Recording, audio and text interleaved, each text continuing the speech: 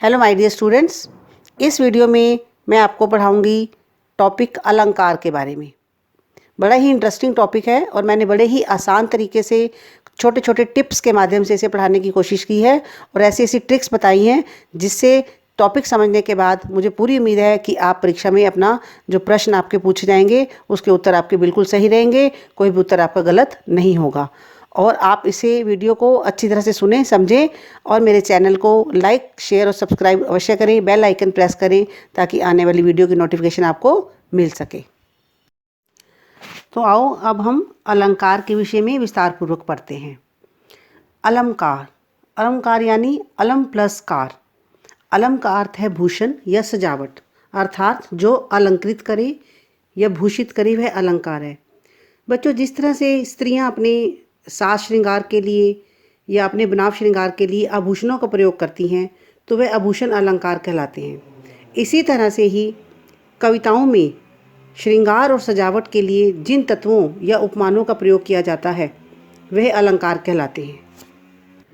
अलंकार स्त्री के सौंदर्य को चार चांद लगाते हैं और ऐसे ही अलंकार काव्य को चार चांद लगा देते हैं।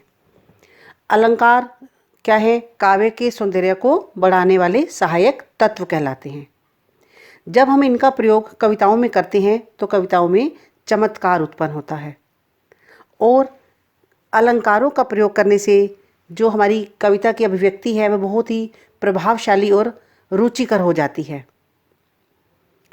अलंकारों के प्रयोग से कविता आकर्षक और मनमोहक बनती है जो दूसरों को अच्छी लगती है और कविता की सरसता और भावुकता मनोहारी बन जाती है। वास्तव में जो अलंकार हैं वे वाणी के श्रृंगार हैं। अब देखो, जैसे मैंने एक पंक्ति बोली, पति को छोड़कर और कोई वरदान ले लो। अगर इसको मैं काव्यात्मक रूप में अलंकारों का प्रयोग करके बोलूँगी तो ऐसे वर को छोड़ और वर ले लो, तो देखो कविता सुंदर बन पड़ी। तो इस तरह से अलंकार के प्रयोग से काव्य में सौंदर्य आ जाता है। कविता में अलंकार के महत्व को बताते हुए संस्कृत के आचार्य दंडी के अनुसार काव्य शोभाकरान धर्मान अलंकारान प्रचक्षते, अर्थात काव्य की शोभा बढ़ाने वाले धर्मों या तत्वों को अलंकार कहते हैं। वास्तव में अलंकारों का जो विशेष संबंध होता है वह काव्य साहित्य से होता है। कहीं कहीं गद्य साहित्य में इनका प्रयोग देखने को मिलता है, नहीं तो अधिकतर कविताओं में अलंकारों का प्रयोग देखने को मिलता है। कविता में भी अलंकारों को आवश्यक एवं उचित प्रयोग से ही होना चाहिए। अनावश्यक प्रयोग कविता को थोड़ा मुश्किल बना देता है, बोझिल बना देता है। अलंकार के भेद, कविता को हृदयग्राही और आकर्षक बनाने के लिए शब्द और अर्थ दोनों का एक समान महत्व होता है। कहीं पर शब्दों के प्रयोग से और कहीं पर अर्थ की विशेषता या चमत्कार से काव्य में सौंदर्य उत्पन्न होता है। तो इसी आधार पर अलंकार के दो भेद हैं, शब्दालंकार एवं अर्थालंकार। शब्दालंकार, जहाँ कुछ विशेष वर्णों एवं शब्दों के प्रयोग से कविता में सौंदर्य और चमत्कार उत्पन्न होता है वह शब्दालंकार होता है। जैसे देखो, तरिणी तनुजा तट तमाल तरुवर बहुछाई, इस काव्य पंक्ति में त वर्ण की आवृत्ति हुई है। तो यहाँ इस त वर्ण की आवृत्ति से आपका सौंदर्य उत्पन्न हो रहा है, तो यहाँ शब्द अलंकार है। और अर्थालंकार में जहाँ पर शब्दों के अर्थ मीन्स काव्य पंक्ति का अर्थ निकालने के बाद कविता में सौंदर्य और चमत्कार उत्पन्न होता है, वहाँ अर्थालंकार होता है। देखिए, पीपर पात सरिस मन डोला, पीपर पात यानी पीपल का पत्ता, सरिस होता है समान, मन डोलने लगा, हमने अर्थ निकाला ना, मन डोलने लगा, तो यहाँ जो चंचल मन है उसकी तुलना हिलते हुए पीपल के पत्ते से की गई है। तो इस तरह से ये अर्थालंकार हुआ। शब्दालंकार के आगे तीन भेद होते हैं जो आपके सिलेबस में है। पहला है अनुप्रास, दूसरा है यमक और तीसरा है श्लेष। आगे हम विस्तार पूर्वक इस पर चर्चा करते हैं। अनुप्रास अलंकार, अनुप्रास शब्द का अर्थ होता है एक समान ध्वनियों, अक्षरों या वर्णों की पुनरावृत्ति, दोहराना, अर्थात जहाँ हम अल्फ़ाबेट्स को दोहराते हैं, अर्थात जहाँ वर्णों की आवृत्ति से चमत्कार उत्पन्न होता है वहाँ अनुप्रास अलंकार होता है, आवृत्ति रेपिटेशन। अब एक उदाहरण देखिए आप, रघुपति राघव राजा राम। आप देखो इस पंक्ति में चार शब्द हैं और चारों शब्दों का जो पहला लेटर है, पहला अक्षर है, जो वर्ण है वह है र। तो यहाँ पर र वर्ण की आवृत्ति हुई है, तो इस तरह से यहाँ पर अनुप्रास अलंकार हुआ। तो अनुप्रास अलंकार की बच्चों पहचान यही है कि कोई भी जो काव्य पंक्ति आपके सामने आएगी उसके कम से कम 2 या 3 शब्द जो होंगे वह उनमें जो पहला जो उनका अक्षर होगा या अंतिम अक्षर होगा जो भी वह एक समान होगा। अन्य उदाहरण देखो, विमल वाणी ने वीणा ली। आप देखो व वर्ण की आवृत्ति हुई है, पहले शब्द में भी वह है और दूसरे में भी। नेक्स्ट देखो, तरनी तनुजा तट तमाल तरुवर बहु छाई, त यहाँ त वर्ण की आवृत्ति हो गई। नेक्स्ट देखिए, सुरभित सुंदर सुखद सुमन तुम पर खिलते हैं। तो सुरभित में स, सुंदर में स, सुखद में स, तो यहाँ स वर्ण की आवृत्ति हुई। नेक्स्ट देखिए, छोरटी है गोरटी है या चोरटी अहीर की, तो लास्ट में ट, तो ट वर्ण की आवृत्ति हुई। तो काव्य पंक्ति में कम से कम 2 शब्दों में जो पहला अक्षर है या अंतिम अक्षर है वह एक समान होगा और वहाँ पर आपका अनुप्रास अलंकार होगा। तो वर्णों की आवृत्ति अनुप्रास अलंकार कहलाती है। नेक्स्ट है बच्चों यमक अलंकार। यमक अलंकार में क्या है, जहाँ पर जिस काव्य पंक्ति में एक ही शब्द एक से अधिक बार आता है, शब्द में आप ध्यान देना, मैं यहाँ पर शब्द बोल रही हूँ, शब्द यानी वर्ड। अनुप्रास अलंकार में वर्ण होता है अल्फ़ाबेट और यमक में होता है वर्ड, पूरा शब्द, ठीक है। तो और हर बार उसका अर्थ अलग होता है, तो वहाँ यमक अलंकार होता है। अब उदाहरण से समझिए, उदाहरण है काली घटा का घमंड घटा। अब यहाँ देखो जो घटा शब्द है यह 2 बार प्रयोग हुआ है, लेकिन दोनों बार इसका अर्थ अलग अलग है। पहला अर्थ देखो काली घटा मीन्स बादलों की काली घटाएं, आकाश में काले बादल छाते हैं, काली काली घटाएं छाती हैं, ये बादलों की घटा हो गई। और अगला है घमंड घटा, दूसरा घटा का मतलब होता है कम हो जाना, मतलब आकाश में जो काली बादल की घटाएं छाई हुई थी धीरे धीरे उनका घमंड कम होने लगा था, धीरे धीरे वह छटने लगी, बादल साफ होने लगे। तो इस तरह से पंक्ति में कोई शब्द 2 या 3 बार आएगा लेकिन उसका अर्थ अलग अलग होगा, तो वहाँ आपने ध्यान रखना है कि यहाँ पर आपका यमक अलंकार है। अगला उदाहरण देखिए आगे, जे 3 बेर खाती थी वे 3 बेर खाती हैं। तो देखो इसमें 3 बेर 2 बार आया शब्द, तो आप आराम से देखो, आपको वो पंक्तियों का अर्थ निकालने में तो थोड़ी मुश्किल आएगी, लेकिन आप थोड़ा सा इस बात का ध्यान रखो कि पंक्ति में एक शब्द 2 या 3 बार आया है तो यहाँ पर यमक अलंकार हो सकता है।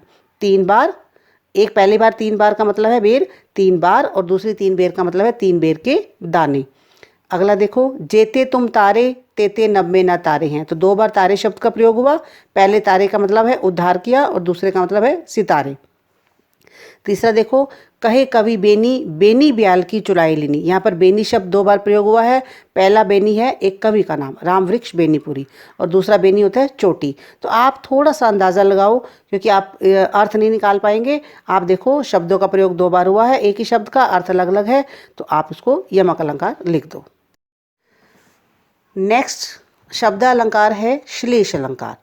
श्लेष का अर्थ होता है चिपकना, जहाँ एक शब्द एक ही बार प्रयोग होता है लेकिन उसके अर्थ 2 निकलते हैं, तो वहाँ श्लेष अलंकार होता है।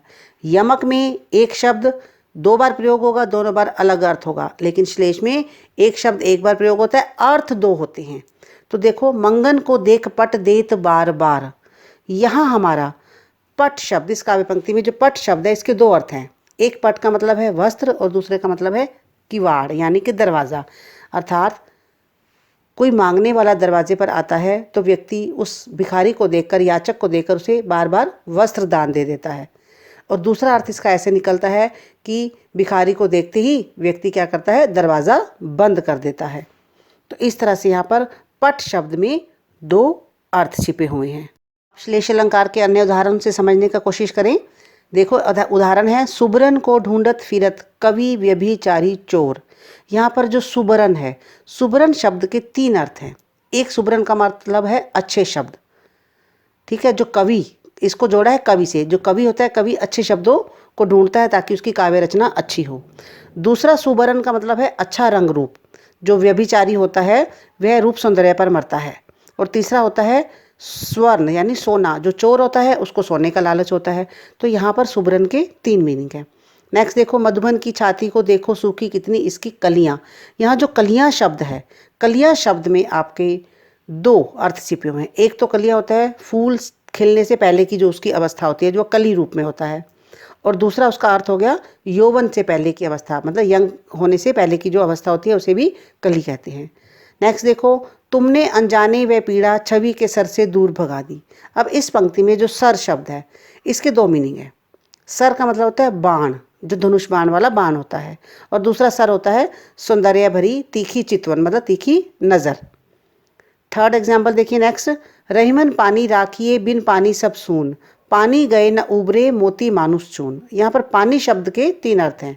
एक पानी चमक, जो मोती की चमक, दूसरा होता है सम्मान, मनुष्य को मान सम्मान की जरूरत होती है तो उसका अर्थ हो गया सम्मान। चून, चूना जिसको हम जल से, पानी से ही उसको प्रयोग करके उसको पानी का डालकर उसको प्रयोग में ला सकते हैं, तो तीसरा अर्थ हो गया उसका आपका जल। तो इस तरह से श्लेष अलंकार में थोड़ी सी आपको कोशिश करनी है कि आपने देखना है कि एक शब्द में आपके कितने अर्थ निकल रहे हैं, आपने उसके अनुसार श्लेष अलंकार को लिख देना है। और ये मैंने जो इम्पोर्टेंट आपके उदाहरण हैं उन्हीं का प्रयोग अक्सर किया है, पेपर में इसी में से ही पूछा जाता है। अब मैं आपको बताऊंगी अर्थालंकार के बारे में, जिसमें सबसे पहले आता है उपमा अलंकार।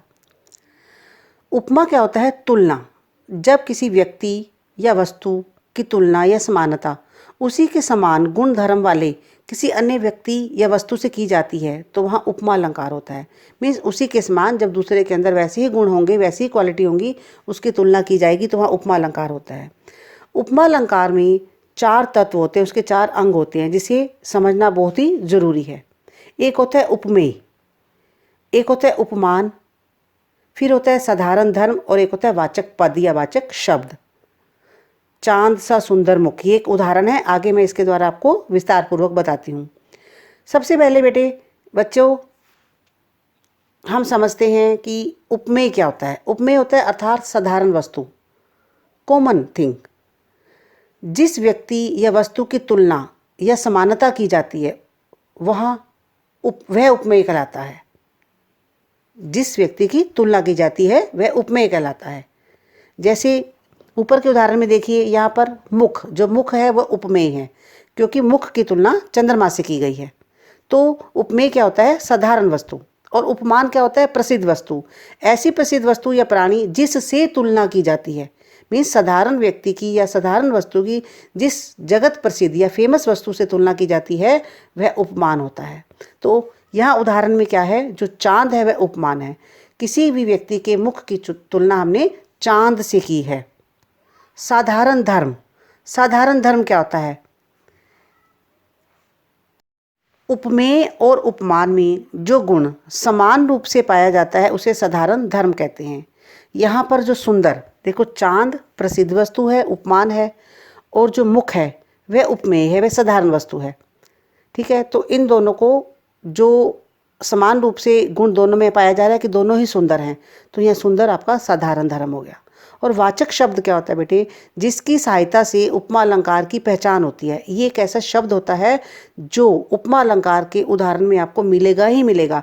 आप सिर्फ इन वाचक शब्दों को अच्छी तरह से याद कर लो और आपको उपमा अलंकार की पहचान हो जाएगी। सा, से, सी, सम, समान, सदृश, सरीखी, सरिस, तुल्य, जैसा। उपमा अलंकार में ये वाचक शब्द होते हैं। उपमा अलंकार की जो भी काव्य पंक्ति होगी उसमें ये शब्द कोई ना कोई जरूर होगा। आप इसको देखते ही आपको अलंकार की पहचान हो जाएगी। आप आराम से उसको लिख दो कि ये उपमा अलंकार है। तो इन वाचक शब्दों को प्रयोग करने से आप इनको फटाफट याद कर लो और याद करते ही आपको उपमा अलंकार की पहचान हो जाएगी। कुछ उपमा अलंकार के उदाहरण देखिए। पहला देखो, हरिपद कोमल कमल से। इस उदाहरण में जो हरिपद है वह उपमेय है और कमल क्या है? उपमान। आप याद रखो, उपमेय साधारण वस्तु, उपमान फेमस वस्तु। कोमल इसमें साधारण धर्म है और से वाचक शब्द। आपको मैंने अभी बताया था कि वाचक शब्दों में से जरूर कुछ होगा। देखो इसमें से आया। नेक्स्ट देखो, हाय फूल सी कोमल बच्ची हुई राखी थी ढेरी, इसमें सी आ गया। पीपर पात सरिस मन डोला, यहाँ सरिस का प्रयोग हो गया वाचक शब्द। नेक्स्ट देखो, यह देखिए अरविंद से शिशुवृंद कैसे सो रहे, तो से शब्द आ गया। नेक्स्ट, कोटि कुलिस सम वचन तुम्हारा, सम आ गया। नेक्स्ट, निर्मल तेरा नीर अमृत के सम उत्तम है, यहाँ पर भी सम का प्रयोग हो गया। पड़ी थी बिजली सी विकराल, यहाँ पर सी। तो मैंने आपको यही बताया कि उपमा अलंकार में इन वाचक शब्दों का प्रयोग जरूर होगा। आप सिर्फ ये वाचक शब्द याद रख लो, क्योंकि पंक्ति का अर्थ निकालने में आपको अगर कहीं कठिनाई आती है तो आप इन वाचक शब्द को देखते ही आप अपना लिख दो उपमा अलंकार का प्रयोग किया गया है। अब हम करेंगे उत्प्रेक्षा अलंकार। उत्प्रेक्षा अलंकार में क्या होता है, जहाँ उपमेय में अर्थात साधारण वस्तु में उपमान प्रसिद्ध वस्तु की संभावना अथवा कल्पना कर ली जाती है। हम मान लेते हैं कि ये जो साधारण वस्तु है यही फेमस वस्तु है, हम उसको मान लेते हैं। तो जब हम मान लेते हैं हम उसकी कल्पना कर लेते हैं। तो इसके जो वाचक शब्द होते हैं वो है मानो, मनो, मनु, मनहु, जानो, जनो, जनु, जनहु, ज्यों, जैसे और की आदि। ये वाचक शब्द आप याद कर लो। जहाँ पर भी काव्य पंक्ति में आपको ये वाचक शब्द दिखाई दे आप आराम से उसको उत्प्रेक्षा अलंकार लिख दो। उदाहरण देखो, सिर फट गया उसका वहीं मानो अरुण रंग का घड़ा। देखो यहाँ पर मानो शब्द आ गया वाचक शब्द, तो मतलब फटे हुए सिर में लाल रंग के फूटे घड़े की संभावना की गई है। तो यहाँ वाचक जो शब्द है वह मानो है। अन्य उदाहरण देखो, मानो माई घन घन अंतर दामिनी। नेक्स्ट उदाहरण देखो, पाहुन ज्यों आए हो गांव में शहर के। नेक्स्ट देखो, जनु समुद्र दुई मिलत बिहाई सुबेल। नेक्स्ट देखो, झुके कुलसो जल परसन हित मनहु सुहाय। इन सारी पंक्तियों में आप देखो, ये काव्य पंक्तियों में कहीं सभी वाचक शब्दों का प्रयोग किया गया है। कहीं मानो है, कहीं ज्यों है, कहीं जनु है, कहीं मनहु। तो आप इन वाचक शब्दों को याद कर लो। इन वाचक शब्दों को याद करते ही आपको उत्प्रेक्षा अलंकार की पहचान हो जाएगी। और आपको फिर मैं बता देती हूँ कि यहाँ पे उपमेय में उपमान की कल्पना की जाती है, उसको मान लिया जाता है कि यही प्रसिद्ध वस्तु है। रूपक अलंकार, यहाँ पर क्या होता है, जो हमारा उपमेय है जो साधारण वस्तु है और जो उपमान है जो फेमस वस्तु है, इन दोनों में आपस में गुण इतने अधिक मिलते हैं, इन दोनों में इतनी अधिक गुणों की समानता होती है कि उपमेय में ही उपमान को आरोपित कर दिया जाता है। उसको ही कॉमन वस्तु को ही फेमस वस्तु मान लिया जाता है। बिल्कुल उसमें बिल्कुल ऐसा लगता है कि वही चीज़ है। अब उदाहरण देखिए, मैया मैं तो चंद्र खिलौना ले हूँ। यहाँ पर जो खिलौना है वह उपमेय है, साधारण वस्तु है, और चंद्रमा क्या है, उपमान। तो अब छोटा बालक नन्हा कृष्ण अपनी माँ यशोदा से चांद के खिलौने को लेने की जिद कर रहा है। आकाश में वह चंद्रमा को देख रहा है, उसको लगता है यह भी एक खिलौना है, तो उसको लगता है कि ये मेरे खिलौनों जैसा है। तो उसको अपने खिलौने में और चंद्रमा में कोई फ़र्क नज़र नहीं आ रहा, तो उसको लगता है ये भी ऐसा है वो भी ऐसे, दोनों में इतने गुण समान हैं। तो अपनी माँ से जिद कर रहा है कि मैया मैं तो चांद रूपी खिलौना ही लूँगा।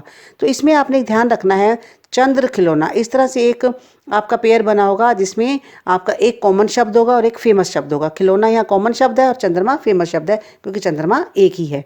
तो इस तरह से आप रूपक अलंकार की पहचान कर सकते हैं।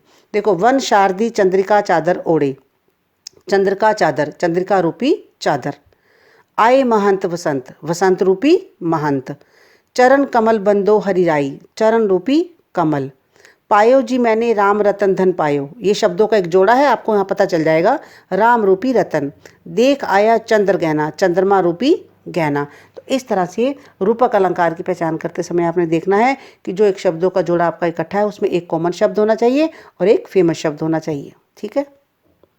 अतिशयोक्ति अलंकार, अतिशय उक्ति, अतिशय मीन्स बढ़ा चढ़ाकर, उक्ति मीन्स कहना। तो जहाँ किसी व्यक्ति, वस्तु, स्थिति अथवा कथन के बारे में बढ़ा चढ़ाकर, बहुत बढ़ा चढ़ाकर वर्णन किया जाता है, वहाँ अतिशयोक्ति अलंकार होता है। अब देखो उदाहरण देखिए आप, देख लो साकेत नगरी है यही, स्वर्ग से मिलने है जा रही। तो यहाँ पर साकेत नगरी एक नगर है जिसका नाम साकेत है। उस नगरी की जो ऊंची ऊंची इमारतें हैं उसका बड़ा ही बढ़ा चढ़ाकर वर्णन किया गया है। ऐसे लगता है इमारतें आकाश को छू रही हैं, स्वर्ग को छू रही हैं। तो कहते हैं कि वो स्वर्ग को मिलने जा रही हैं। तो इस पंक्ति में बहुत ही बढ़ा चढ़ाकर वर्णन किया होता है। जिस तरह से हम भी कई बार किसी बात का बड़ा बढ़ा चढ़ाकर वर्णन करते हैं तो वहाँ पर अतिशयपूर्ण बात हो जाती है। तो यहाँ पर अतिशयोक्ति अलंकार है। आगे देखो उदाहरण, आगे नदियाँ पड़ी अपार, घोड़ा कैसे उतरे पार। राणा ने सोचा इस पार, तब तक चेतक था उस पार।